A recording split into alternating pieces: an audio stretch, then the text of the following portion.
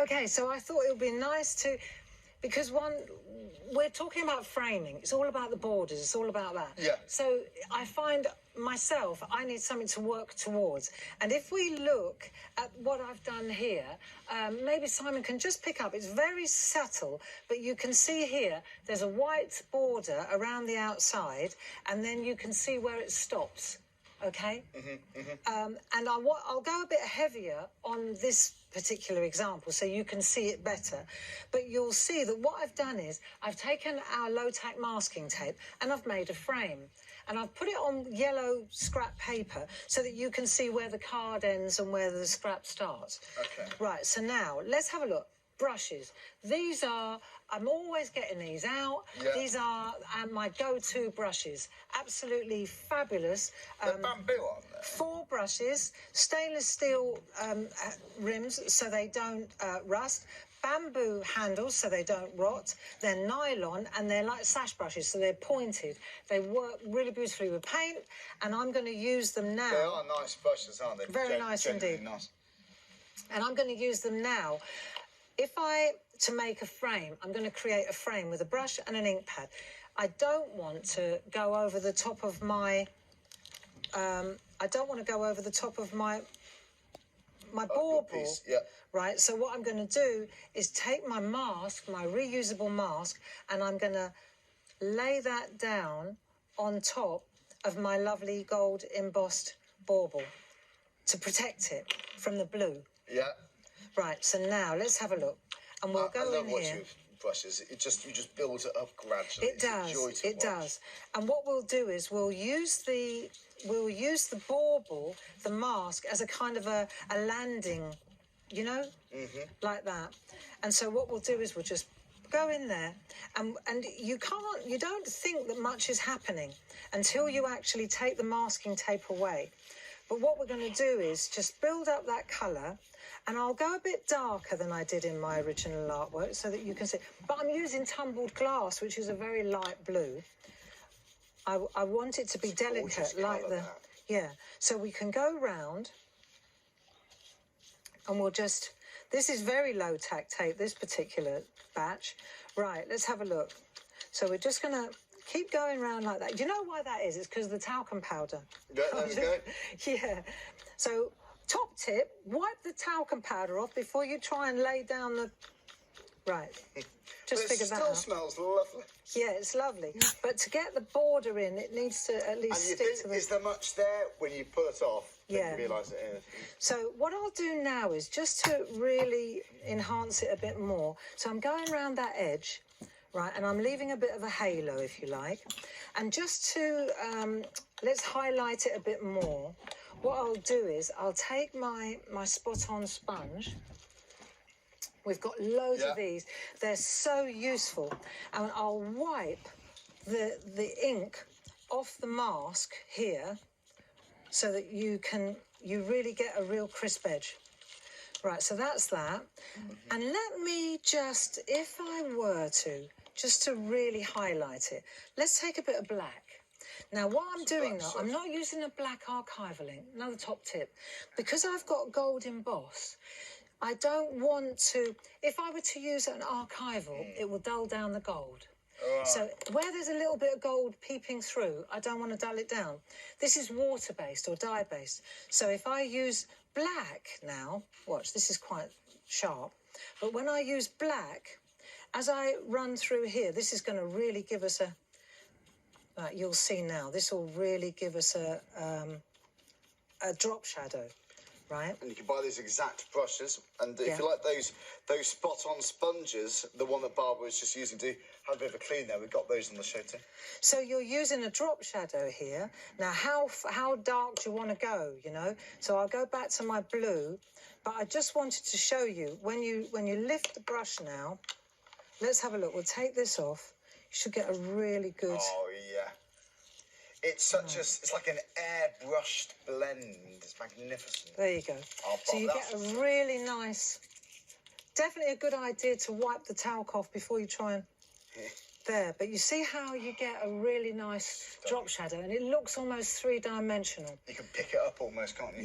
Yeah. So it's a real easy way to go. And then if you wanted to add colour to the inside, I think I've got time to show you this. We've got about 9 minutes. Yeah, oh, have we? That's plenty of time. So what I'm going to do then is I've cut, right, because I don't want to fiddle with all this lot, I've cut this off, because what I'm going to do now, but do you know what I am going to do? Let me just, because I know I need to, Right. I'm going to wipe the talc off, right? So we'll wipe the talc off before I crack on, so that we know that the mask is going to actually stick. And the masks, obviously, you reuse, don't you? Place them back on the mat. Oh, yeah. You use it all the time. Yeah. And when they're at first, they're quite sticky, because they have to be. And then as you use them several times, they'll start to get easier to use, less tacky. Okay. Right. Of course, that bit's going to be handy too. This is the bit that I'm going to use now. So make it come to you. So I'm going to hold it like that, and then we'll just come over the top until all I've got to do is keep my eye. What I'm doing is keeping my eye on there and there. There, yeah. 2 registration marks, right? And then you just hold it over the top like so until you're happy with the position. And then when you're happy with the position, then drop it down. There you go. That's it. That's in place now. Right, so that's attached. So in order to avoid going all the way around here, this is where your masking tape comes in again. Okay, so all you've got to do really is just be aware that your masking tape is helping protect the rest of your artwork. Do you see? Yeah. So we've got this on the show. There's the masks, no, it'd be quite hard. Yeah, and doing it on one sheet, there's something quite admirable about that. Yeah. You know, So otherwise you'd have to stick on the top or cut it out. that's it. You lose your face. So now we've made a little kind of like a little surgery, really, right? And we're protecting all that. Now we're going to go back to our spot-on sponges, Which we have got on the show. okay? And I'm going to let's use the same colour now, and I'll make a mushroom with it like this. It's really useful. And I'm going to use, and because I can go in now over the top of the gold. You see, if I want it to be dark, I pound like that. And it won't de-gloss the gold. For the moment, it looks a bit dark, the gold, but it won't lose its glossiness. You just wipe it, okay? But let's get the colour in first. So we get that colour in. Now, I'm using a distress oxide here. But, you know, if you use distress inks, this is just chalky. These are chalky. They're lovely. I love them. But you can use... Let's have a look. Let's go in here. What you wouldn't do, right, is use an archival. Because as soon as you use an archival, it will change the colour of the gold emboss. Yeah? So this is... Wipe it off. This is cool as well. That's like a little mini ink applicator now. But let's use the waterier one. This is the... I'm going to use just a piece of the same card so I can see, right, what I've got. And now I'm going to smear, if you like, in here, like that. I'm going to add the gold in from this angle here. And when the two colours meet, you get a really lovely blend. And if you want to leave a little bit of light, so, you know, say the light is hitting it, now's your chance. Do you see? The light's hitting there, for example. And you can go as dark as you like. Just be aware that there's a card in the background here. So now we've done that, and we've got our blue in. Okay, this is pretty cool. Now let's take this all off, and let's have a reveal. So I'll show you. Let's take this off here. Right, you can use all this again if you're feeling frugal. You can always use this again. But I tell you what, if you were on telly like me now, you wouldn't worry too much about that. Right, then we'll take this off, and we should get a really nice... See, so you've got a really quick and easy way to colour in. Isn't that nice? It's always such an exciting reveal using this. And it's fab. And you can see, for example, I want to show you, and this is, you see the stars? Let's take that little star. I want to show you. If I take The stars have been applied here in the background with the masking tape still in place and that mask still in place. But I want to show you how to do these really muted stars. If we take this piece of card now, let me show you something. If I go in there like that and then I stamp onto there, Simon, do us a favour, come in really tight on this because this is really worth noticing. If I go like that and I stamp in there, it looks a bit blotchy. Can you see that? Oh, yeah. Right, so you go in from the ink pad, like so, and then you go like that, and it's a little bit blotchy. Now, instead of doing that, let's use this sponge. Let's put a bit of ink on that sponge. Let's go like this. Ink, blot, plot. Check out the difference. Ink, blot, plot. Oh. And you'll see that they look properly like celestial. Yeah, Ink, they do, you know, blot, like they're blended into the sky. plot. Yes. See the difference? And there comes a point where there's enough ink on here It's like a second that you go generation. from there to there. See? So now you're using this as an applicator. It looks more embedded in. Yeah. And when you get those really faded, you see? First generation, second generation.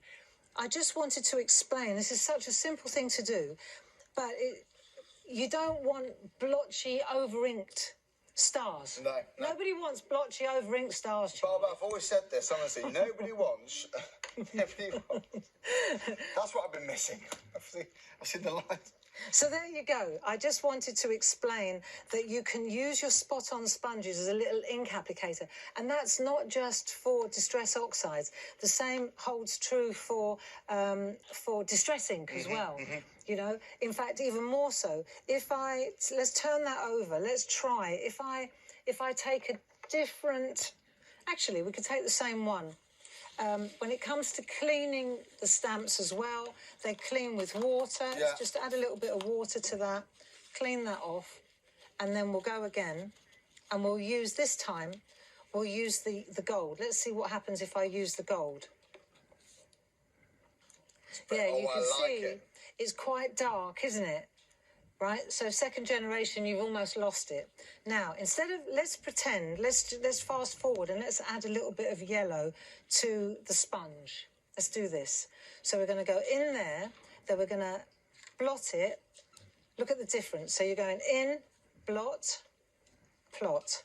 And suddenly, and this is for any ink pad that you're using, if you use a sponge as a kind of a blender, it's almost like blending out the colour. Look at the difference, you know, and you'll find when you go into the dark on its own, it's never as good as when you blot it and then plot it. Ink blot. I love it. Okay. Well, do you know what? We're out of time, really. We've got just over a minute left. You know what? Dan and Paul are here after the break, so we've got some groovy plates, we've got some stamps ready to go. Yes, we do. I'm very